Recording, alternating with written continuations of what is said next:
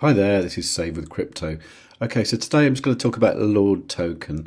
Now, this is something that I kind of got into, it was probably 2021, kind of maybe the summer, maybe the autumn of 2021. I was attracted to it because it was an ICO, a initial coin offering, that was open to the public essentially, and I kind of wanted to be involved with an ICO, but I didn't know the right people, if you like. So I thought this was a good opportunity.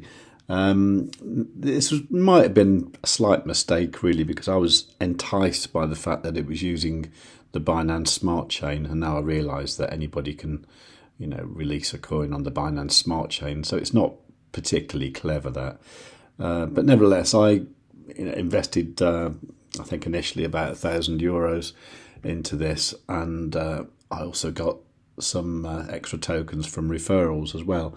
And since then, I've left it in a kind of interest thing on the ICO platform, earning quite a decent interest. So I've got consequently quite a bit of LordToken, and what I did about a week ago, maybe 2 weeks, I did a video saying that I was going to withdraw it from the staking platform and put it somewhere else. And what I decided to do was to put it onto my Ledger hardware wallet. So that's what I did, and then I was supposed to wait 5 days, and then it appears. So it didn't appear, and then I realised now that Ledger don't actually support certain BEP20 tokens, as they're called. They've got a list of supported tokens, and LTT, which is the LordToken token, isn't one of those. So it's a real pain. What you have to do is you have to kind of do it via MetaMask, and you kind of get your MetaMask, and then you have to, or two things really. You have to set up the BSC mainnet. You have to do that, and then here you have to go connection, and then you have to set up a connection with your hardware wallet. So this is mine. This is my Ledger one, as it's called here, and then you have to put in the contract address of the token. Then you can see it.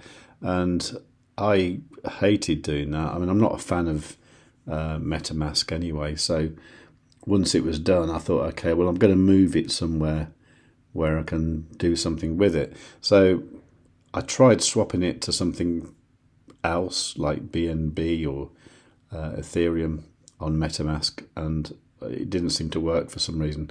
So what I decided to do was just to send it as LTT to the LordToken exchange, which I suppose is not a bad thing to do, really. I mean, that was the goal all along, to actually use it as an exchange. So that's where it is. If you look at the balances, and you can see here that there's 175,416 LordToken tokens.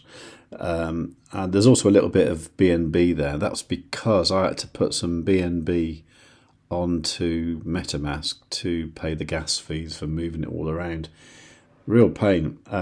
If you've still got tokens on the ICO platform, I'd probably suggest just putting in your MetaMask address. Make sure it's a BEP20 address, because you can put it on your Ledger, but it's just a horrible. You can't see it, and you can't even send it from the Ledger. You still have to agree and sign the transactions with the Ledger, but you're doing it through MetaMask anyway, which to me just adds an extra layer of complication there. And I kind of wish I'd just done it with MetaMask now, but anyway, it's done now. So the LTT is in there, and whatever little bit of BNB I had on MetaMask, I also put that in here as well. So that's what I've got in LordToken, the exchange. And you can do various things with this. You can obviously trade with it. You can trade LTT, USDT. That's the only pair available as far as I can see.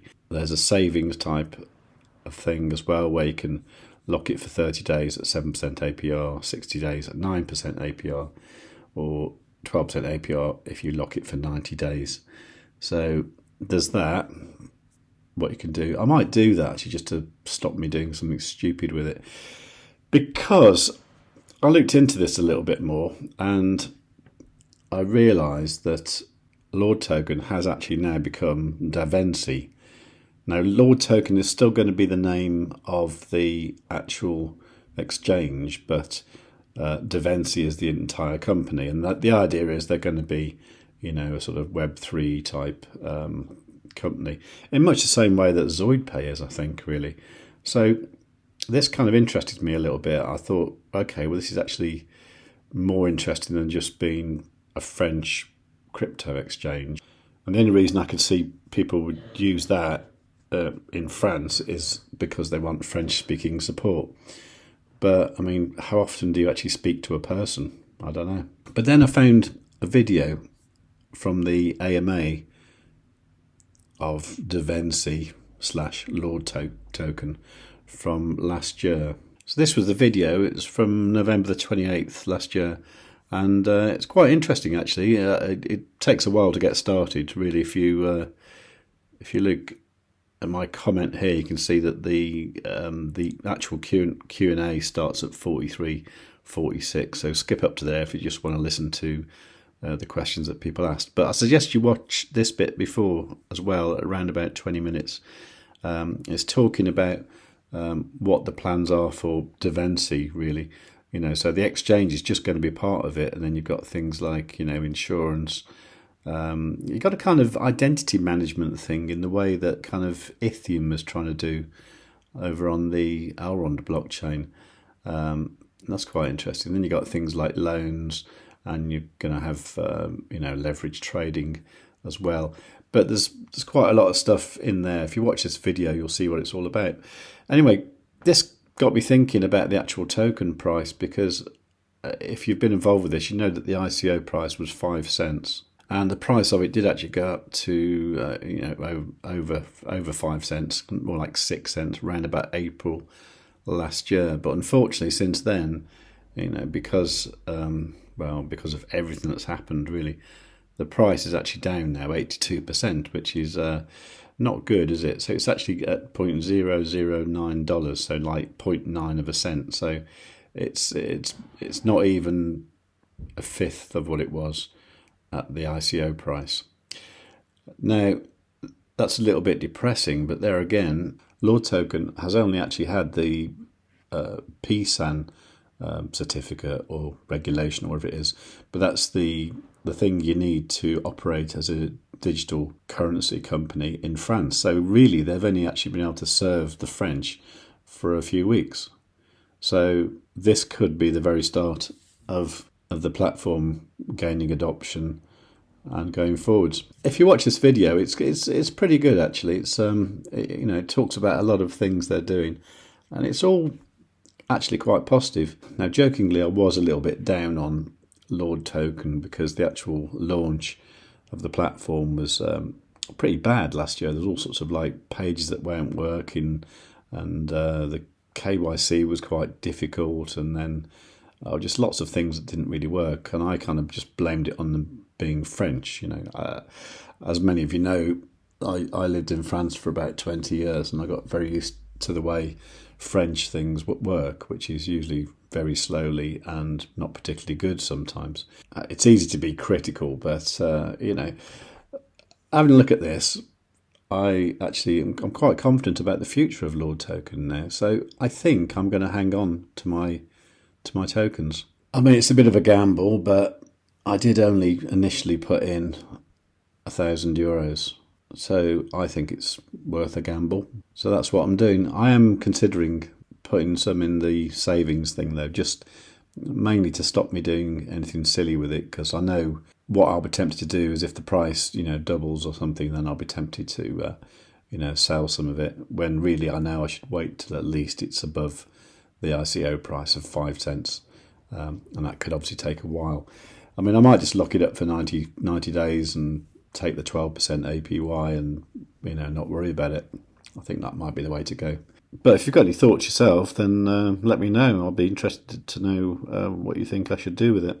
I mean, the other option is to just cash out and then put it into something like TAP or Daffy or something like that I know could probably easily get a 5x from here, and then at least I'd get my money back, wouldn't I? I don't know. It's a tricky one. Anyway, what was a gamble was that last Bitcoin trade I did over on the Telegram group. Yeah, it was a really bad idea, actually. I kind of went long here, and then it did that massive dump the other day, which is not good at all. So now it's actually 44% down, which is like $713, which is really not good, is it? Now, luckily, as per usual, what I did was I only went in with half the capital that I had. So I've set another limit order down here at 21,896. So if it comes down there like it did with that wick there, then that will lower my entry price, and hopefully it will lower down the liquidation price enough so that we'll never go near there. It's it's not good, that one, but I'll keep an eye on that, and I will update in the Telegram group about what I do with it. But yeah, I mean, congratulations if you didn't follow me and you think I'm an idiot, because I obviously am. And yeah, just really unfortunate, that one. But yeah, hopefully you didn't go in with your whole amount, and you've still got a bit to play with to try and get out of it.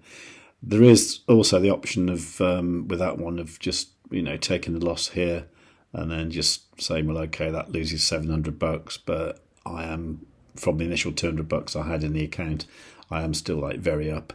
The current account's worth like $2,500, so there is that way of thinking about it as well. But I really don't want this to lose. I'm really hoping there'll be some sort of upside down Bart Simpson pattern going on there, and we go back up.